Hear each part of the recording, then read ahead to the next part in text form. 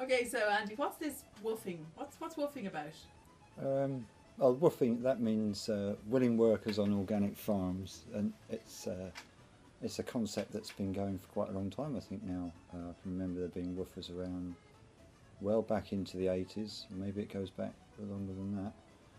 And it's an international organisation, and people from all over the world come to us. We communicate through an internet site called Woof Island. Young people, old people, anybody, middle-aged people come from all over the world and spend a couple of weeks, maybe a month here on the farm with us, and they help us out, and we learn a lot and they learn a lot, and it's a big cultural exchange, really. So tell us about your farm here and what sort of project it is. Well, we started this project about 2001, so we've been going 10 years now here, and it's been quite challenging. It's a difficult part of the world. It never was what you'd call agriculturally prosperous, because it's such a difficult terrain. It's a high rainfall, very short summer, but a very beautiful landscape. And I think being challenged in what you grow has made us work out a lot of different growing techniques. I found out very early on that if you didn't cover the ground that you dug that year in the winter, then all the nutrients would leak out. They would just be washed away, and you'd end up with pretty useless soil. So I found out early on that mulching the soil with we use cut rushes off the fields. That is the key to keeping soil fertility up. And we also have keep horses, which helps us a lot, because that means we've got plenty of good manure, and horse manure is one of the best growing mediums for increasing soil fertility. What a wonderful natural fertiliser that is.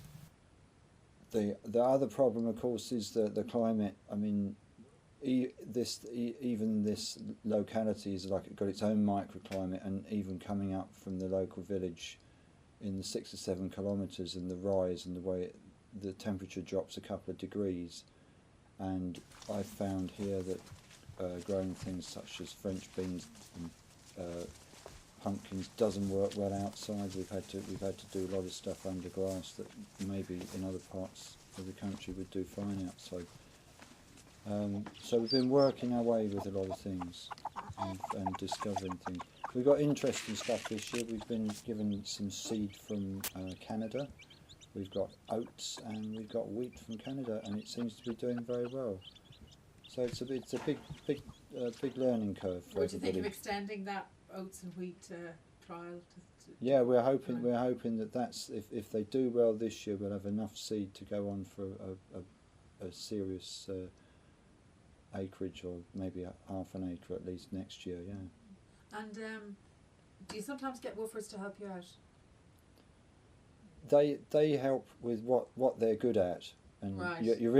It's really a case of finding out what they like doing and what they're good at and what they understand. I mean, some people are good with animals, and some people haven't really got that empathy, and you have to sort of, when they come, just in the first couple of days work out where their skills lie. Okay. Yeah. And then say, okay, well, we'll get that person to do that, and so it's a lot to do with asking them what they like to do and see what they're happy with, and whether they're good at it. Yeah. Trial and error. Yeah.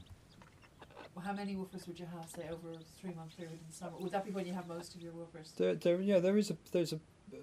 The majority is in the summer, but I mean, some people come in the winter. We had a young man from Quebec in the winter, and we had a lady from Switzerland in the winter as well. So people could turn up any time of year. We tend to get a lot, the summer months, June and July. A lot of people from college, so obviously that's their time off. That's when they're looking for their overseas experience, and that's when the majority of people come. And we might have we've had 5 people here at a maximum, but that's quite a big management issue for us. And feeding that on top of the families is quite a lot. Quite a lot. But 2 or 3 we're happier with 2 or 3 at a time. Yeah. Okay. And what would you say is the best thing about woofers, having woofers? There's lots of good things about it. I mean, the best thing is it's like being touring the world but staying at home, because you get all people's experiences from all over the world, and things that you'd never find out about. And it's also the enthusiasm, because people are, you know, it's new energy, and also, I mean, everybody goes away. We know everybody goes away and they've learnt something that they never did before. And I, you know, the longer I've been doing this, the more I've realised we don't know what the outcome's going to be, but we hope that other people are going to take that seed of an idea that they got from us, and in some time in the future they're going to be growing organic food somewhere in the world, or doing some permaculture project or something like that. So, you know, we could have kick-started something, and it's going to go out. So that's what I feel about it now. That we're really, you know, we hope we're being an inspiration to people. And it's a way of spreading out the concepts. And I mean, this year I've discovered that root artichokes, if you grate them, make a fantastic coleslaw type salad. So that's another thing. Yeah, it's innovation. And I mean, another thing, broad beans grow fantastically here. They're bomb-proof. It doesn't matter how bad the weather is, you always get a great crop. Now, I didn't realise, I mean, until Isabella's mother came and she said, "Oh, you should pick those now." And I was thinking, well, they're not ready yet. But in Italy, you pick them young. And when I picked them young, the skins weren't tough and the taste wasn't strong. And lo and behold, the children like eating them. So you learn something there. And then I learnt with them again, if you sort of boil them and puree them and put a little bit of curry powder in, you can make a nice little burger that's curry flavour. And again, the kids think it's great. Whereas if you gave them a plate of broad beans, they'd go, "Oh, don't like that." So you have to learn to be creative with what you've got, you know. Mm-hmm. And what about the horseradish? Going to give us your recipe? The horseradish is the one I learnt from my mum, and she learnt from her mum and so forth. It's very, very straightforward. You put it in you scrub the roots up, get the younger, tenderer roots if you can, that will they're sort of long ones rather than the old knotty ones, and then chew them up in a mince, or these days we've got electric blenders. Mm-hmm.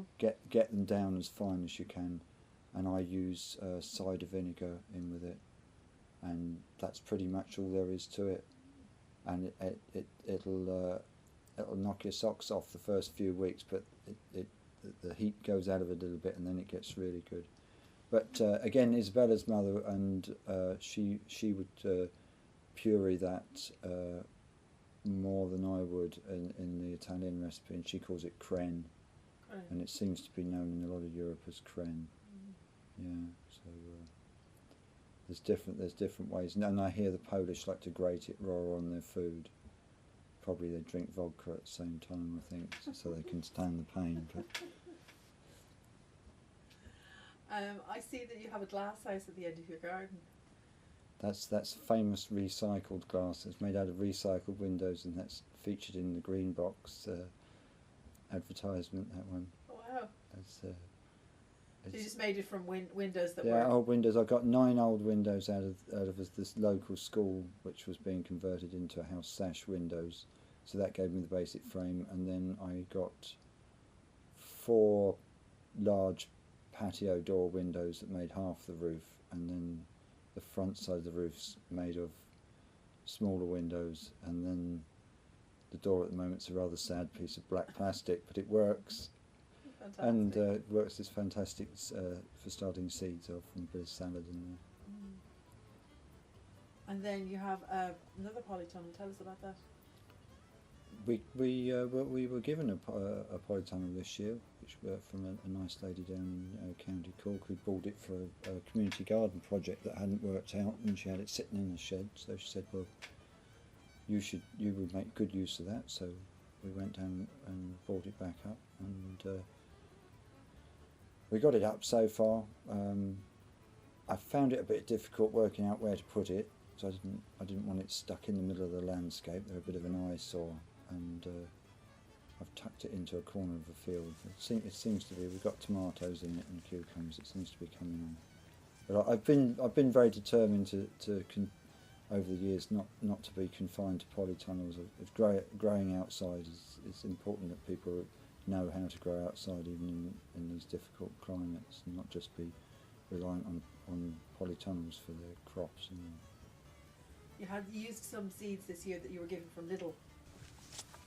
Yeah. And everyone says tomatoes this year that were problematic, but your tomatoes from Lidl seem to be doing They the do. best. They look fantastic, don't compared they? to other tomatoes up and Yeah, down the country. I must say to Lidl that you didn't tell me on the packet whether they were bush or whether they were cordon, and I'm guessing at this stage that they're cordon, so I am taking the side shoots out. And what about the peas? What do you have to say about the peas? Peas are great. Peas love Ireland. If Ireland wanted to look for a crop that it could make money on, it should grow peas, because they never fail. They love cold climate, and they love our black grounds. We always have fantastic crop of peas. So we came here for 2 months and a half, and we decided to come to Ireland to discover a new country and a new culture, because we came from France, and we want to improve our level at English too, and discover this beautiful country where legend and myths are together in this beautiful lands with many forests and good farm that we want to discover. And what sort of work have you been doing since the Wwoofing in Andy's? We have planted seeds, and at this moment we dig A draining hole hole to make a field become dry, because of Andy wants to use it after for different tasks, and to cut grass for donkeys and horse he has. Okay, what's the most interesting thing you've done so far here? Or the most unusual thing you've done? I think it's Le plus épouvantable. épouvantable. Well. I Feeding think the donkey. yeah, it's, with the donkey. I am a little afraid of the donkey, and he's very impressive. So when I see his character, and sometimes he is a little bit difficult, but he is really nice. Yes. And so he tried to eat everyone, but he's quite a nice donkey.